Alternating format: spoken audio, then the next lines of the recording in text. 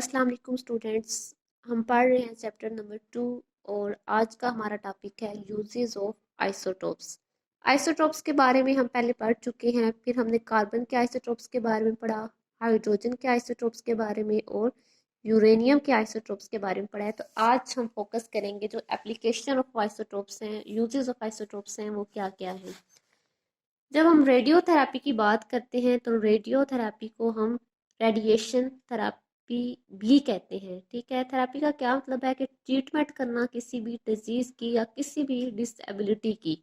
ठीक है, तो जब हम रेडियो की बात कर रहे हैं तो इसका क्या मतलब होता है कि रेडिएशंस यूज करते हुए कौन सी रेडिएशंस, आयोनाइजिंग रेडिएशंस जिसमें अल्फा रेडिएशंस है, बीटा रेडिएशंस हैं और गामा रेडिएशंस हैं। अब रेडियोथेरेपी में हम स्किन कैंसर की ट्रीटमेंट के बारे में पढ़ेंगे और ऑर्गन कैंसर की ट्रीटमेंट के बारे में पढ़ेंगे। स्किन कैंसर की ट्रीटमेंट के बारे में पढ़ा जाए तो स्किन कैंसर की ट्रीटमेंट में फास्फोरस 32 आइसोटोप यूज होगा और स्ट्रोंटियम 90 आइसोटोप यूज होगा।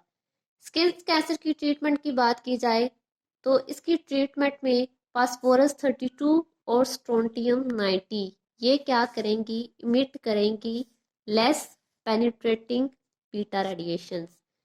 अब less penetrating beta radiations emit करने का क्या मतलब होता है कि जो बेसल स्क्वेमस सेल्स हैं, ठीक है, जो बेसिक सेल्स स्किन की सरफेस के ऊपर हैं, सिर्फ वहाँ पे अगर ट्यूमर है तो उनकी ट्रीटमेंट हो सके, वो डेड हो सके, किल हो सके या उनको हम कंट्रोल कर सकें। तो इस स्किन कैंसर की ट्रीटमेंट में हम यूज़ कर रहे हैं फास्फोरस 32 आइसोटोप और स्टोनेशियम 90 आइसोटोप। इसके बाद अगर हम बात करें ऑर्गन के कैंसर के बारे में तो ऑर्गन कैंसर में हम यूज करेंगे कोबाल्ट 60। कोबाल्ट 60 ये स्ट्रोंगली पेनिट्रेटिंग गामा रेस को इमिट करेगा। स्ट्रोंगली गामा पेनिट्रेटिंग रेडिएशंस जो होंगी वो ऑर्गन के अंदर जाके स्किन, ऑर्गन के अंदर जाके जो कैंसर सेल्स होंगे, मलिग्नेंट सेल्स होंगे, जो भी ट्यूमर्स के सेल होंगे उनको ये डेड करेंगे। तो स्किन कैंसर में हमने लेस पेनिट्रेटिंग बीटा रेडिएशंस के बारे में पढ़ा है और ऑर्गन कैंसर में हमने स्ट्रोंगली पेनिट्रेटिंग गामा रेडिएशंस के बारे में पढ़ा है। तो स्किन कैंसर में बीटा रेडिएशंस यूज हुई हैं और ऑर्गन कैंसर में गामा रेज यूज हुई हैं। दूसरा जो हमारा यूज है इसका आइसोटोप का वो है tracer for diagnosis of medicine. ठीक है, डायग्नोसिस एंड मेडिसिन में एज अ ट्रेसर यूज करता है। ट्रेसर बेसिकली हम कहते हैं किसी चीज की खोज लगाने वाला। यहाँ हम आइसोटोप्स के बारे में बात कर रहे हैं तो आइसोटोप में मेडिसिन और डायग्नोसिस में ट्रेसर के तौर पे यूज होगा आइसोटोप। इसका क्या मतलब है कि कुछ हमारे पास रेडियो एक्टिव आइसोटोप्स हैं जो कि डायग्नोसिस करेंगे, ठीक है, और मेडिसिन के बारे में ट्रेसर के तौर पे यूज होगा। इसमें पहला जो हमारे पास है वो आयोडीन 131 है। आयोडीन 131 इसका क्या काम है, इससे गोइटर के बारे में, ठीक है, गोइटर जिसको हम गुलड़ कहते हैं, गले की एक बीमारी है, ठीक है, जिसमें आपके जो थायराइड ग्लैंड्स हैं वो बड़े हो जाते हैं। इसमें हम आयोडीन 131 यूज करेंगे। आयोडीन 131 का क्या काम है कि वो थायराइड ग्लैंड्स को जाके किल करेंगे। ठीक है, जो एक्स्ट्रा थायराइड ग्लैंड्स में हमारे पास आयोडीन के सेल्स है ना, उसको वो किल करेंगे। इसके जरिए फिर हमारे जो थायराइड ग्लैंड्स हैं वो दोबारा अपनी असल शक्ल में आ जाएंगे। इस तरह से क्या होगा कि गोइटर की जो बीमारी है वो आइसोटोप आयोडीन का 131 यूज करते हुए खत्म हो जाएगा। दूसरा हमारे पास है टेक्नीशियम। टेक्नीशियम के बारे में हम टेक्नीशियम के बारे में जब हम पढ़ रहे हैं तो टेक्नीशियम का क्या यूज है, टेक्नीशियम मॉनिटर करेगा जो बोन्स की ग्रोथ होगी उसको। दूसरा टेक्नीशियन ने क्या करना है, स्कैन करना है कि हमारी बोन्स में, ठीक है, उनकी ग्रोथ में कोई अगर प्रॉब्लम आ रहा है तो टेक्नीशियन जो है वो उसे डिटेक्ट करेगा, ठीक है, उसको ट्रेस करेगा।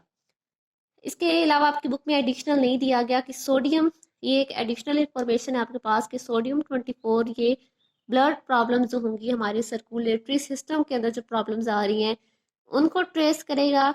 इसी तरह आयोडीन 123 इमेजिंग ऑफ ब्रेन करेगा। इमेजिंग ऑफ ब्रेन का क्या मतलब होता है, आपने सिटी स्कैन के बारे में तो पढ़ा होगा, ठीक है, ये सिटी स्कैन मतलब या ब्रेन के एक्सरे, हम ब्रेन का एक्सरे इसको कह सकते हैं, ठीक है। तो ये कौन कर रहा है इसको ट्रेस? Iodine 123 isotope. तो अभी तक हमने इसके दो यूजेस पढ़े हैं, एक रेडियोथेरेपी ट्रीटमेंट ऑफ कैंसर हमने पढ़ी है, दूसरा इसका यूज कहाँ पे हुआ है? Trace for diagnosis and medicine. Third हमारा जो मेन कंसर्न है वो आर्कियोलॉजिकल एंड जियोलॉजिकल यूजेस। तो आर्कियोलॉजिकल एंड जियोलॉजिकल यूजेस, इसमें क्या डिफरेंस है? जियोलॉजिकल हम जो अफेक्ट्स कहते हैं वो हम जो अर्थ के अंदर अफेक्ट्स होते हैं, अर्थ से रिलेटेड जो हम अफेक्ट्स पढ़ेंगे उसको हम कहते हैं जियोलॉजिकल। तो जियोलॉजी क्या होती है कि एक ऐसी साइंस होती है हम जिसमें हम स्ट्रक्चर ऑफ अर्थ के बारे में पढ़ते हैं, ठीक है, या अदर प्लैनेट्स के बारे में पढ़ते हैं, ठीक है, कि अर्थ का ओरिजिन कहाँ से आया, क्या है अर्थ का ओरिजिन, इसकी डेवलपमेंट क्या है, इसके अंदर जो रॉक्स हैं उनकी क्या एग्जामिनेशन है। दूसरा, हम जब आर्कियोलॉजी के बारे में बात करते हैं तो आर्कियोलॉजी क्या है? ये स्टडी है पास्ट की, ठीक है, जिसमें हम कोई भी मटेरियल जब रह गया अर्थ के अंदर, उसके छोटे छोटे जर्रे रह गए हैं, उसकी किसी बहुत पुरानी सी चीज़ की बोन्स रह गई हैं, तो उसको हम एग्जामिन करेंगे, उसका एनालिसिस करेंगे, ये हम स्टडी करेंगे आर्कियोलॉजी में। तो ये मेन डिफरेंस था जियोलॉजी का। जियोलॉजी में हम स्ट्रक्चर ऑफ अर्थ के बारे में रीड करेंगे एंड आर्कियोलॉजी में हम स्टडी ऑफ पास्ट करेंगे। अब इसमें जब जो हम आइसोटोप्स यूज कर रहे हैं तो इसमें दो किस्म के हमारे पास आइसोटोप्स आ रहे हैं, एक रेडियो एक्टिव आइसोटोप डेटिंग, दूसरा हमारे पास है radio carbon dating. Radio active isotope dating में हम बात करें तो इसका मेन मकसद क्या है कि ये एज डिटर्मिनेशन करेगा। एज डिटर्मिनेशन, जो ऑब्जेक्ट्स होंगे, ठीक है, ओल्ड ऑब्जेक्ट्स हमारे पास से, उनकी हाफ लाइफ की बेस पे जो रेडियो एक्टिव आइसोटोप है वो उसकी एज के बारे में डिटर्मिनेशन करेगा। इसको हम क्या कहेंगे? Radioactive isotope, radioactive isotope dating. The age determination of very old objects, old objects की एज डिटर्मिनेशन हुई on the half life of radioactive isotope. Radioactive isotope लिया, उसकी हाफ लाइफ को हमने determine किया। उसकी half life अब किसको डिटरमिन कर रही है? जो एज है उस ओल्ड ऑब्जेक्ट की, उसको, इसको हम क्या कहते हैं? Radio active isotope dating. Mainly इसने क्या किया है? एज डिटर्मिनेशन का प्रोसेस किया है। दूसरा जो हमारा मेन फोकस है वो किस पे है? Radio carbon dating. Radio carbon dating की बात की जाए तो इसका भी मेन काम क्या है कि एज की डिटर्मिनेशन करना।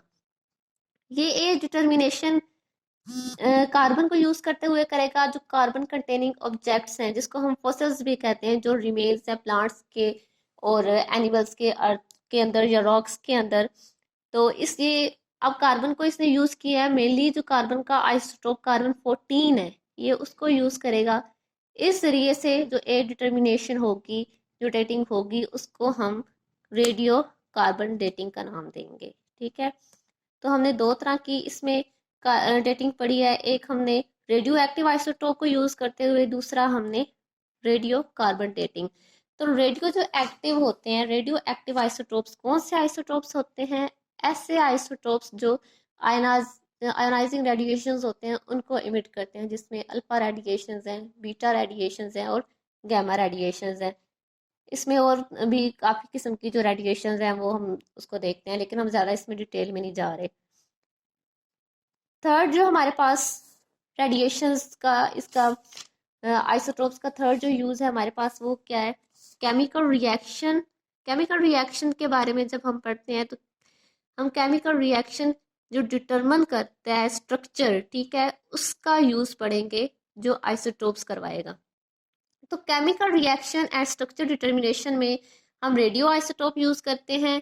रेडियो आइसोटोप को हमने यूज़ किया किसी भी केमिकल रिएक्शंस के अंदर। केमिकल रिएक्शन क्या करेगा? फॉलो करेगा उस रेडियो एक्टिव एलिमेंट को।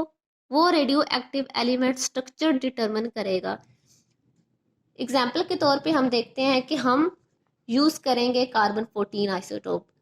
कार्बन 14 आइसोटोप को यूज करते हैं हम लेबल करने के लिए CO2 को, ठीक है। CO2 प्लांट्स यूज करते हैं फोटोसिंथेसिस के प्रोसेस में और ग्लूकोज बनाते हैं।